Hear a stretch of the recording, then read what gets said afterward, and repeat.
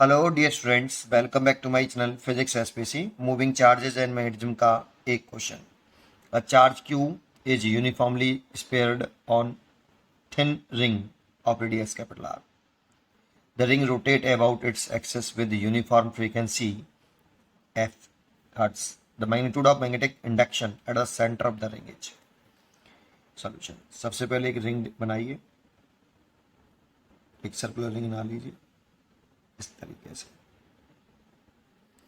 इसकी radius capital R है और इस पर जो चार्ज है वो रिंग पर यूनिफॉर्मली स्पेयर्ड है, स्प्रेड है, ठीक है। क्यू चार्ज, टोटल चार्ज है ये क्यू, ठीक है।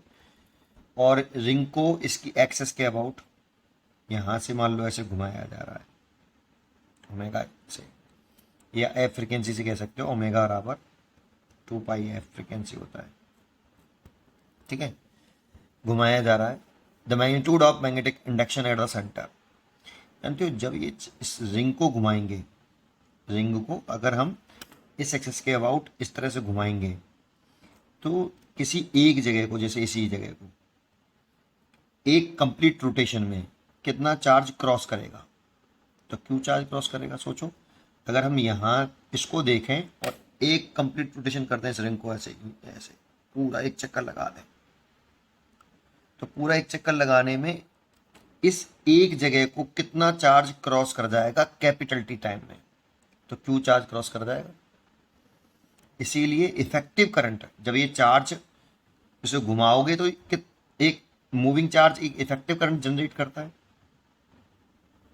तो एक मूविंग चार्ज एक इफेक्टिव करंट जनरेट कर लेगा। मान लो वो करंट क्यू है, आई है, और कितना इफेक्टिव करंट जनरेट करेगा?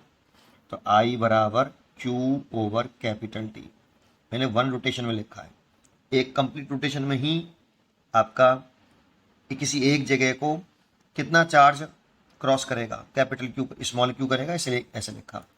अब हमें फ्रीक्वेंसी के टर्म में कह रहा है। अगर ओमेगा के टर्म में कहता तो एफ बराबर ओमेगा अपॉन 2 पाई एफ लिख लेते हैं हम, लेकिन फ्रीक्वेंसी के टर्म में कह रहा है तो 1 upon time period, frequency equal to 1 upon time period, तो 1 अपॉन टाइम पीरियड की जगह पे फ्रीक्वेंसी लिख लो क्यू एफ।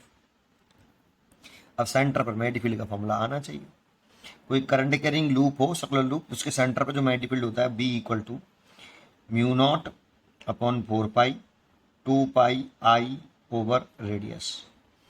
अच्छा, बहुत से बच्चों को इस तरह से याद ना हो के ऐसे याद होता है, वो काट देते हैं इसको, म्यू 0 आई अपॉन 2 आर। बहुत से बच्चों को ये फॉर्मूला याद होता है और बहुत से बच्चे ये याद करते हैं। तो जिसको ये याद हो वो ये कर ले, जिसको ये याद हो वो ये कर ले।